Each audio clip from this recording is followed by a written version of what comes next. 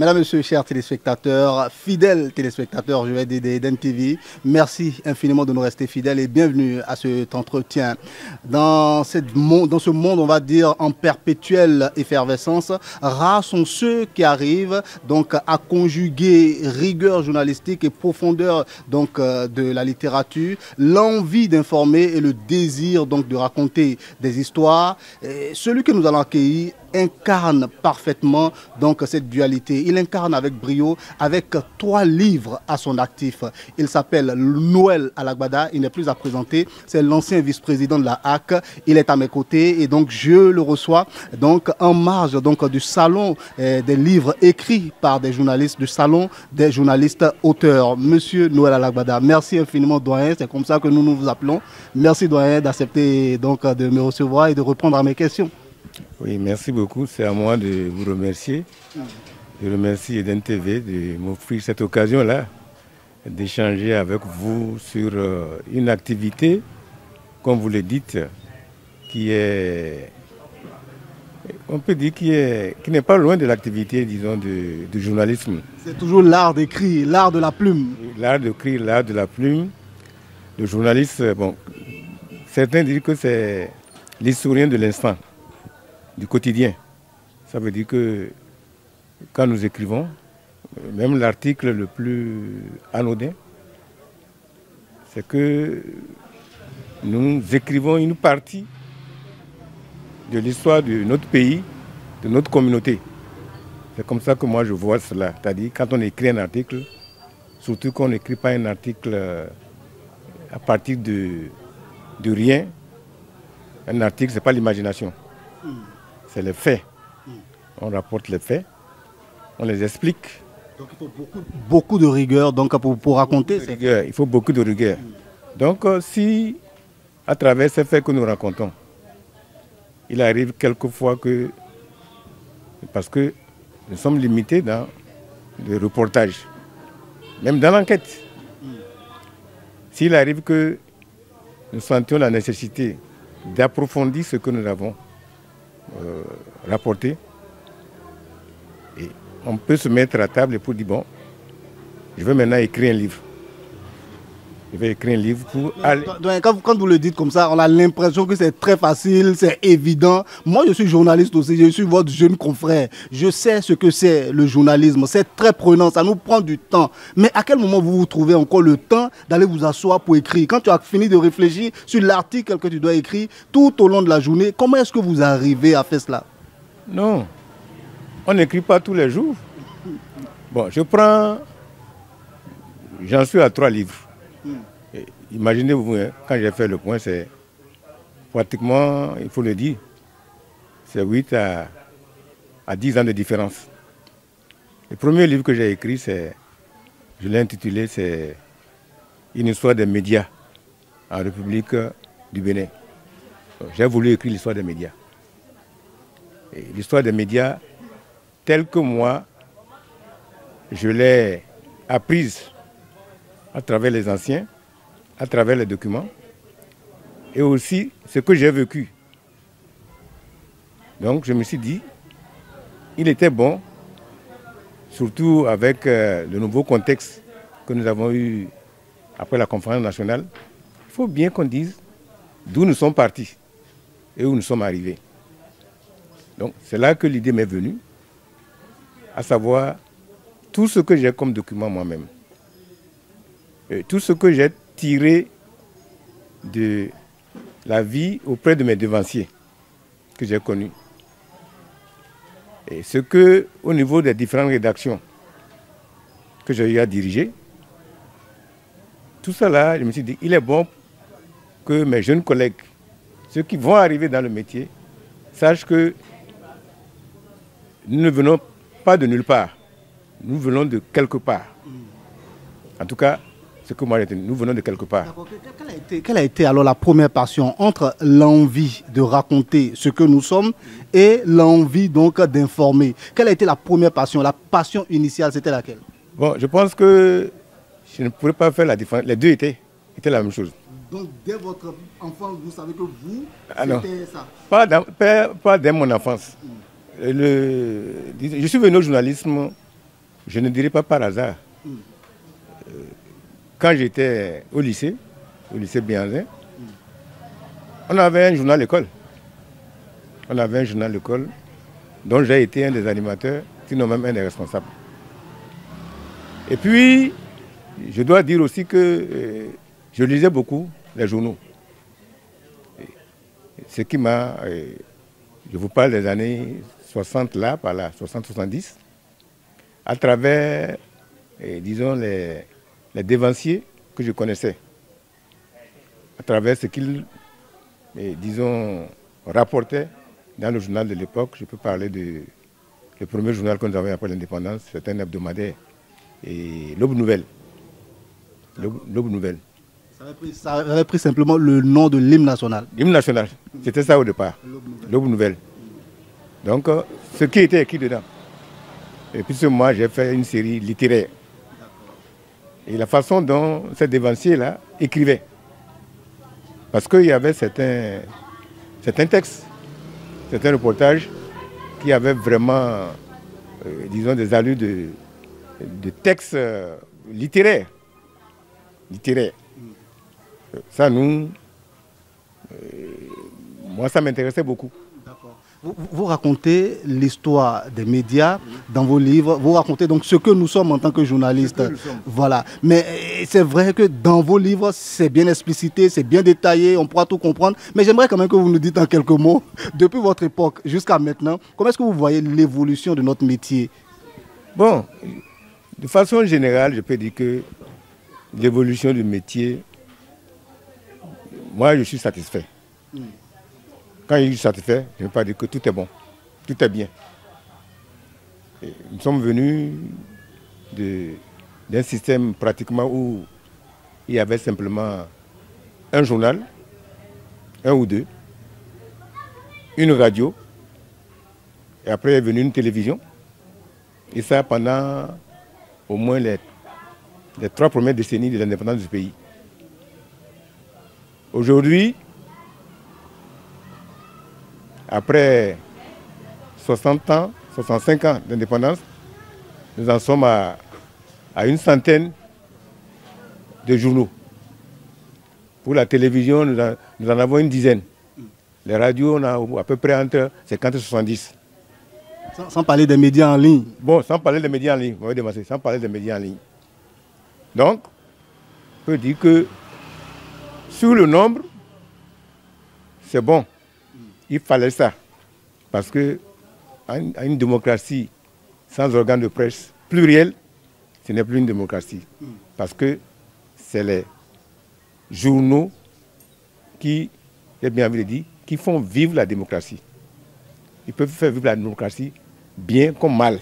Justement, par rapport à la qualité du travail maintenant, on a parlé du nombre des médias, la qualité, par rapport à la qualité, la liberté également d'expression. Bon, c'est pas. La qualité, je pense que quand vous avez un paysage médiatique aussi éclaté, il faut vous dire que la qualité va en souffrir, d'une manière ou d'une autre. Et dedans, vous trouverez des journaux, parce que c'est chacun qui choisit. C'est-à-dire le lecteur, l'auditeur, le téléspectateur. Il a la liberté du choix, de ce qu'il va lire par rapport au contenu, par rapport à ses aspirations.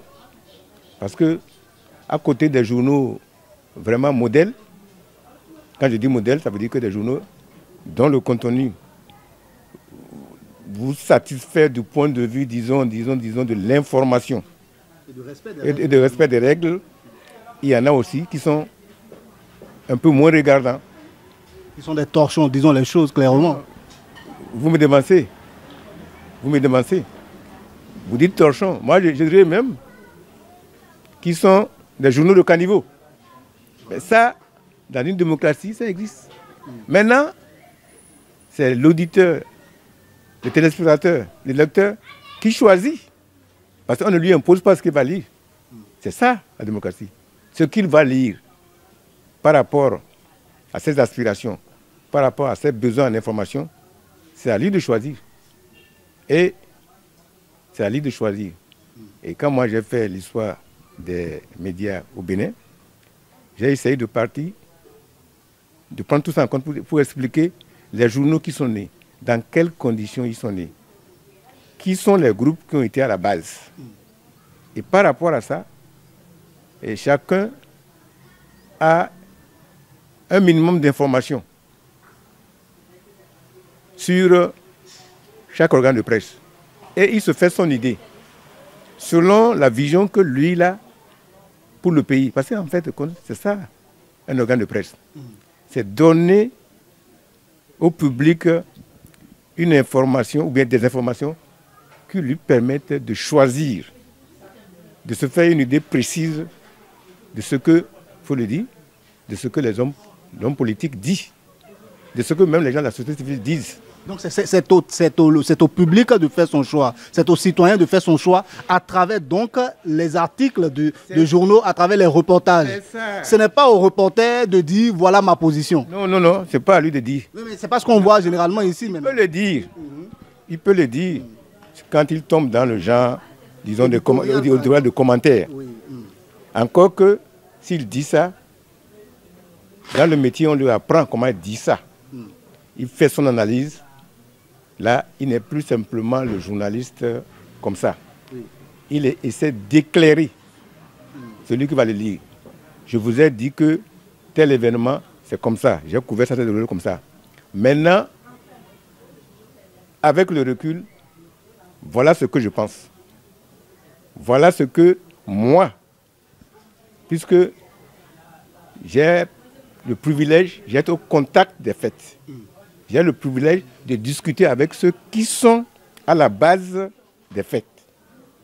Et sur cette base-là, voilà l'analyse, voilà le commentaire que je fais. Après son enquête. Après son enquête. Et là, vous avez, quand vous lisez, en tant que lecteur ou bien en tant qu'auditeur, vous avez les éléments qui vous permettent de vous faire une idée bien claire et de guider votre choix. Mais cela manque aujourd'hui, cela manque véritablement aujourd'hui. Et ce qu'on observe surtout, c'est beaucoup plus des prises de position. Et la neutralité n'est plus vraiment dans le forum en ce qui concerne les journalistes. On fait des commentaires à tort et à travers. Quel est le conseil que vous avez envie de donner à tous nos confrères? Vous avez envie de nous donner? Voilà, nous faisons partie de cela aussi. Bon, conseil, la seule chose qu'il faut nous conseiller, il faut être professionnel. Parce que le métier de journaliste, ça s'apprend. Ça ne s'improvise pas. Bon, certains vont vous dire qu'on est formé sur le tas. Mais même quand vous êtes formé sur le tas, dans une rédaction, si vous êtes vraiment attentif, vous vous rendez compte qu'à un moment donné, la rédaction se réunit pour discuter. Oui, mais même quand on est formé sur le tas, on lit exactement les mêmes livres que ceux qui sont formés donc dans les universités classiques. Les doyens ont toujours de ces livres-là en main qui nous donnent, ok, il faut lire ceci, ça c'est la chronique, ça c'est l'éditorial, ça c'est l'analyse, ça c'est le reportage. Mais malgré ça, les gens ne font pas le travail comme il se doit. Donc finalement, laissons le fait qu'on est beaucoup formé sur le tas et parlons des choses sérieuses. On lit les livres, les mêmes livres que même les Européens. Mais pourquoi on ne fait pas le travail de la même manière? Parce que c'est ce que les gens nous reprochent. C'est la responsabilité du journaliste qui est engagé. Chacun doit savoir que quand on est journaliste, il y a des règles qui s'imposent à vous et que vous devez respecter pour être un bon journaliste, pour être un journaliste que les gens vont respecter. Parce qu'il y a ça. Si vous-même, comme vous le dites, qu'aujourd'hui,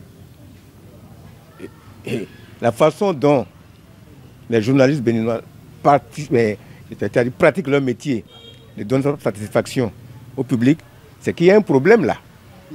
Et ce problème-là, on ne peut pas, disons, le régler de façon générale. Je dis que dans une rédaction, en principe, une rédaction est organisée. Quand vous êtes dans une rédaction, vous n'êtes pas au marché. Vous êtes dans un milieu organisé qui a ses règles, qui a ses principes. Et ceux qui édictent ces règles-là et ces principes-là sont les patrons. Et dans une rédaction, c'est d'abord le directeur de publication, le rédacteur en chef.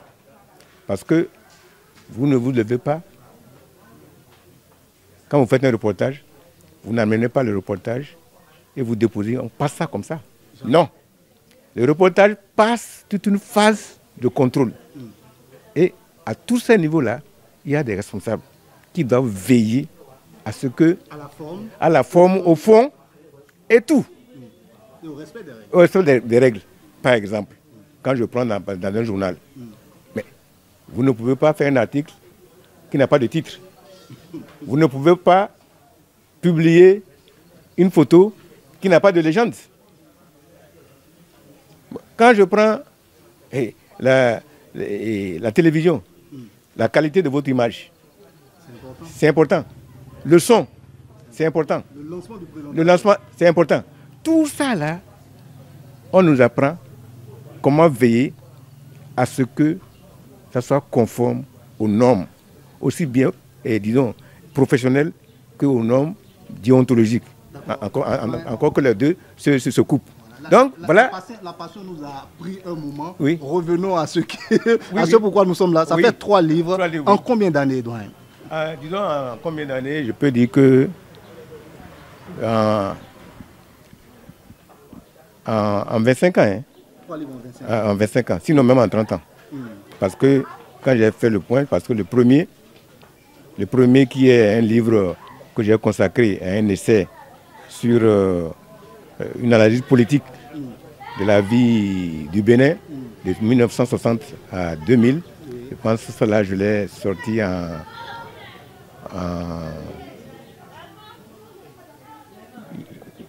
L'édition, ça doit être quelque part. Quelque part, je pense que je l'ai sorti en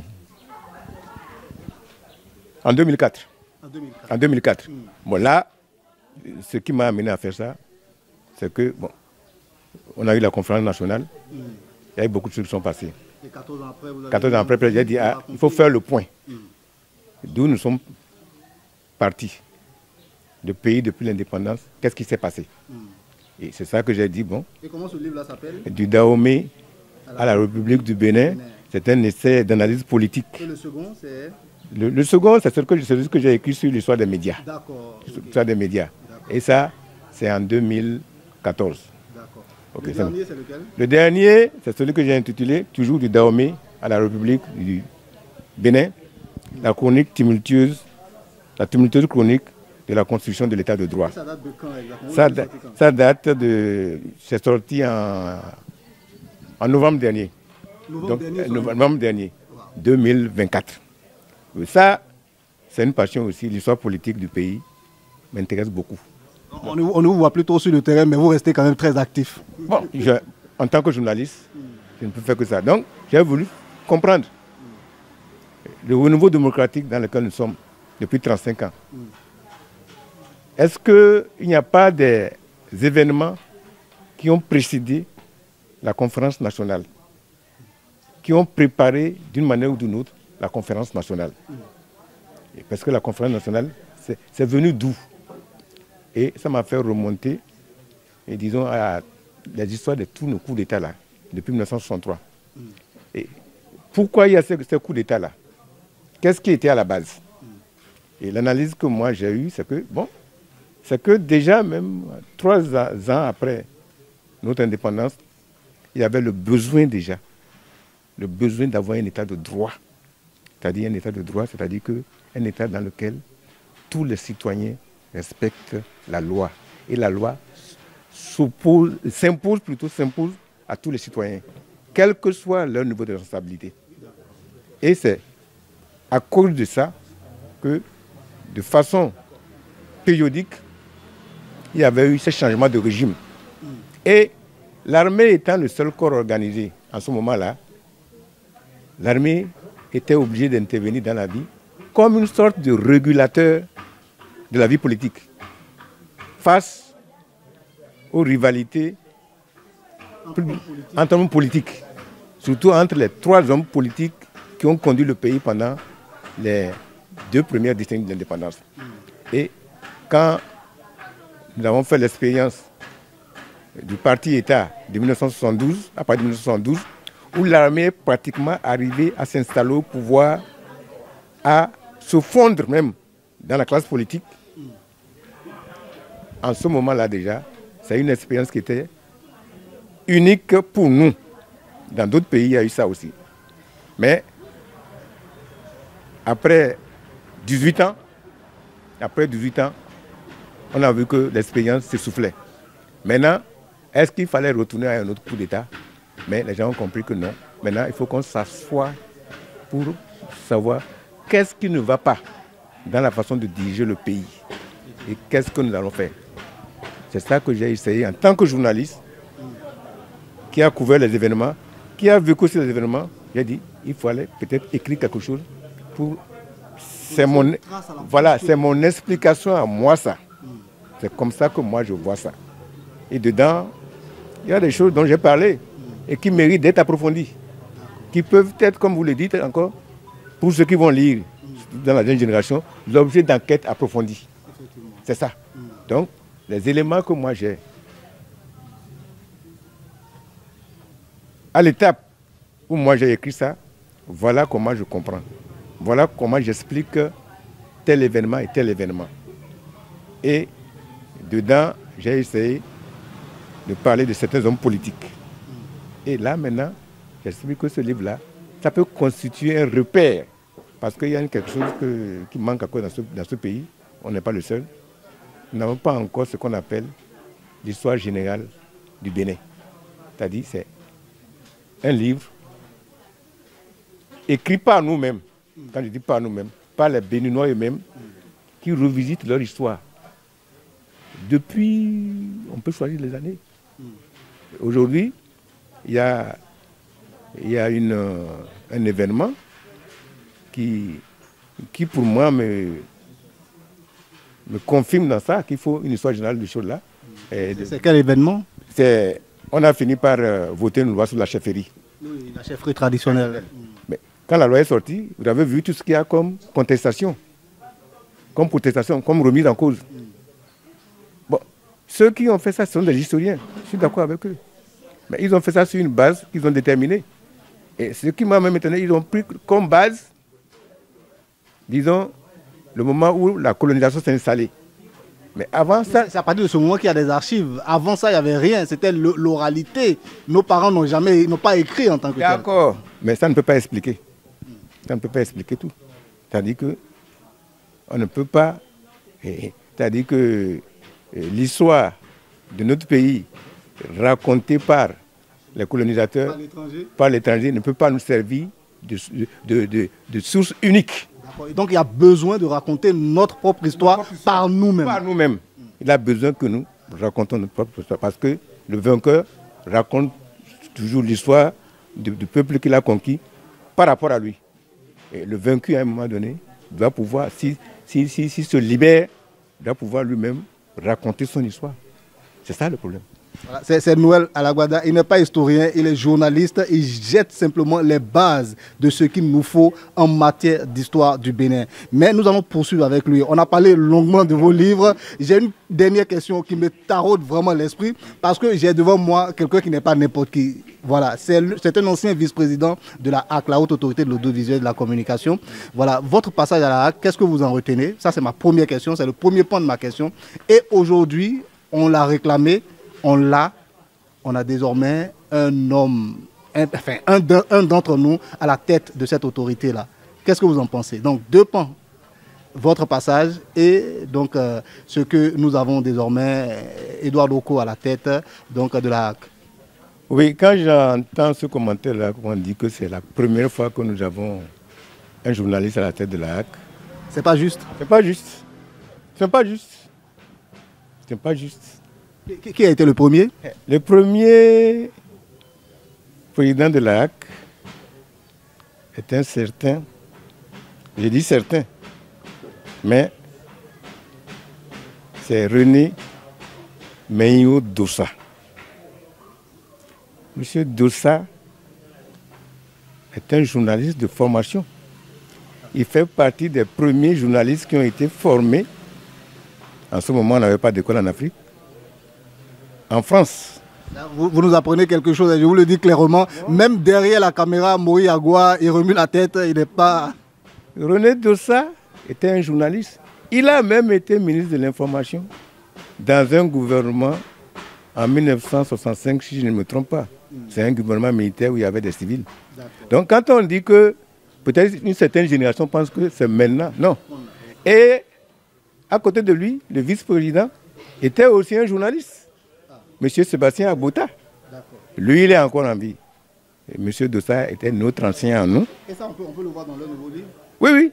Lequel? Dans le dernier. Puisque dans le dernier, j'ai parlé des institutions. Donc, il faut corriger ça. Le président Loko n'est pas le premier journaliste qui a dirigé la HAC. D'accord, comment est-ce que vous voyez l'élan qu'il prend? Oui, l'élan qu'il prend, je ne vais pas apprécier, mais je dis que il est là, il doit pouvoir faire le travail. Et il fera le travail. Pourquoi? Parce qu'il fait partie de ceux qui, à partir de 1990, ont suivi l'évolution de l'histoire des médias béninois et surtout l'histoire des mouvements qui ont conduit à la constitution des organisations des journalistes. Je crois savoir que il est membre fondateur de l'ODEM. Il a été dans les bureaux de l'Union des journalistes de la presse privée du Bénin. Il a suivi tout. Donc il a tous les éléments en main pour imprimer sa marque. Il connaît la maison. Il peut dire qu'il connaît la maison. Est-ce qu'il connaît très bien la maison? Ça, je ne sais pas, parce qu'on ne connaît jamais très bien une maison. Même toi-même, le propriétaire, tu ne peux pas dire que tu connais très bien ta maison. Donc il doit pouvoir arriver en tout cas à faire la mission. Il a, et à côté de lui, et je veux ajouter, le secrétaire général actuel de la HAC aussi fait partie de la même génération. M. François Aoudo. Oui, Aoudo. Fait partie de la même génération. Aujourd'hui, c'est ce que moi j'appelle les anciens de la presse, parce que nous on nous appelle doyens, non, nous on a fini. Nous sommes les aînés. Nous sommes les aînés. Nous sommes les aînés des anciens.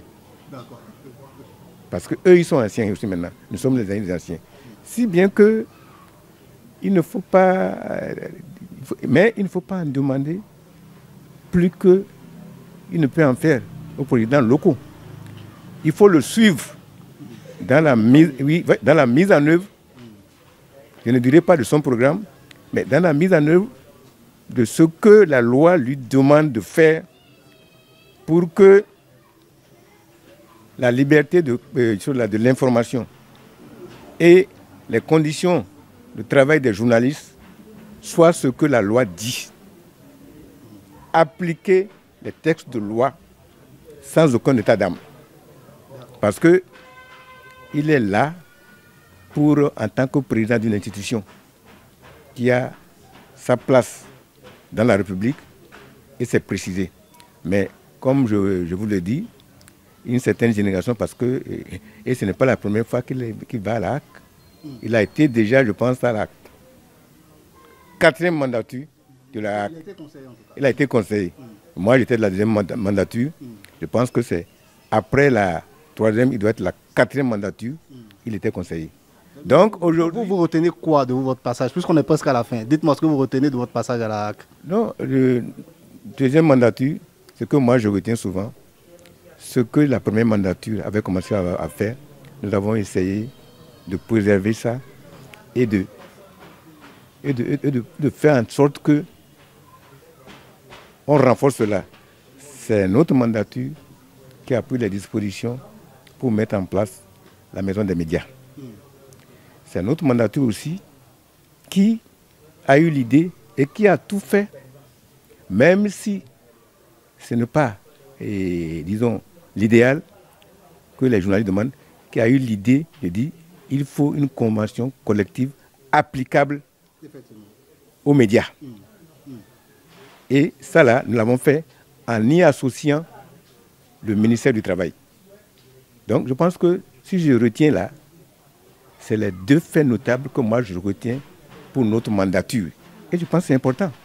Parce que si dans le temps, on n'avait pas, il y a maintenant un débat sur la maison des médias, si on n'avait pas eu cette idée-là de dire qu'il faut que les journalistes, et surtout les fêtières, aient un lieu où ils doivent se retrouver.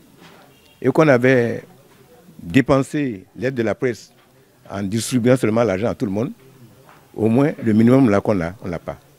Je rappelle aussi que vous faisiez beaucoup de formations également dans le temps à l'endroit des journalistes. Merci. Bon, on n'a plus vraiment tout ça aujourd'hui, mais bon, on se contente de ce qui est fait. Le contexte a peut-être changé. C'est vrai que de notre temps aussi, il y a eu beaucoup de formations et on a même initié des formations à l'extérieur. On a envoyé des journalistes béninois en fonction au CESTI, où ils sont revenus avec, disons, c'est une formation diplômante. Bon, voilà. Donc, si vous dites que, bon, parce que... Aujourd'hui, il n'y a plus tout ça, il n'y a plus tout ça. Et c'est ce que les journalistes réclament souvent aussi. Bon, il n'y a plus tout ça, il faut pouvoir analyser pourquoi il n'y a plus tout ça. Bon, le président local dit que l'aide de la presse, qui depuis 2016 n'a plus été distribuée, va reprendre.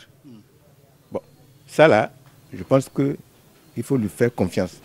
Parce que lui-même, il a eu à bénéficier de l'aide de la presse à ce moment-là. Et il sait pourquoi. Et j'ai dit que c'est vraiment son avènement à la tête de la HAC. Moi, j'ai trouvé ça, entre guillemets, extraordinaire. Et parce que disons, le gouvernement, puisque c'est de ça qu'il s'agit, le chef d'État, ait trouvé nécessaire de faire revenir, parce que la tête de faire revenir à la tête de l'institution, quelqu'un qui a déjà passé là-bas et qui a fait une expérience,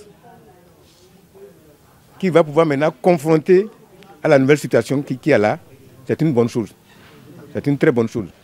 Et donc, maintenant, il appartient aux journalistes, surtout aux patrons de presse, de savoir comment l'accompagner. Je ne vais pas dire de le suivre dans tout ce qu'il fait, mais comment l'accompagner, ce qu'il fait bien, ce qu'il fait même bien, ce qu'il fait mal, il faut pouvoir le dire. Si on ne dit pas ça, c'est que vraiment, on n'aurait pas tiré le son de ce que nous avons vécu. Mais les problèmes que nous avons vécus, ce n'est pas extraordinaire. Ce sont des problèmes qui sont nos problèmes, que nous avons peut-être contribué à créer d'une manière ou d'une autre. Aujourd'hui, il y a quelqu'un qui est là, avec qui, puisque beaucoup pensent que c'est lui le premier journaliste qui a la tête. Bon, c'est faux, mais ce n'est pas une mauvaise chose. Mais ce n'est pas une mauvaise chose. On sait désormais. Donc, on sait maintenant que l'interlocuteur qui est là, il sait un certain nombre de choses que nous pouvons lui dire vis-à-vis. Peut-être même nous rappeler certaines choses. Que quand vous étiez là, vous avez fait telle chose. Et là, on va aller. Merci infiniment Noël Alaguada. Donc nous sommes là à l'occasion du salon du livre de journalistes auteurs, des journalistes qui écrivent également et vous en faites partie. Et je rappelle à tous les téléspectateurs que vous êtes un ancien vice-président donc de la haute autorité de l'audiovisuel et de la communication. C'est pas n'importe qui que nous avons devant nous. Merci infiniment. Qu'est-ce que vous pouvez nous dire donc pour finir par rapport donc au salon, par rapport à la pérennisation de ce salon-là? Qu'est-ce que vous pouvez donner comme conseil à Fortuné Sosa, Armand Videgla, qui sont vraiment les pionniers donc de cette initiative à travers donc les journalistes culturels du Bénin et d'Afrique? Non, je l'ai déjà dit à l'inauguration. Ils ont posé un acte que moi je qualifie déjà d'historique. Parce qu'ils ont ajouté quelque chose de plus à la manifestation du 3 mai, journée de la liberté de la presse. Quelque chose de national. C'est notre réflexion à nous, ça, qui dit, bon, on va faire connaître, au-delà du travail classique que les journalistes font, ils ont écrit aussi des livres. Ils travaillent pour la postérité. La postérité, pour la mémoire. Donc je pense que, quelles que soient les difficultés du début, ce salon-là est amené à se pérenniser. Il reste maintenant à tirer les leçons de ce qui n'a pas bien marché pour cette première édition, que pour l'édition prochaine, qui doit déjà commencer. Dès dimanche à la fin de cette édition-là, l'édition prochaine déjà doit commencer. Les préparatifs. Ils ont dit qu'ils ont mis 2 mois pour en arriver à ça. Ça ne m'étonne pas.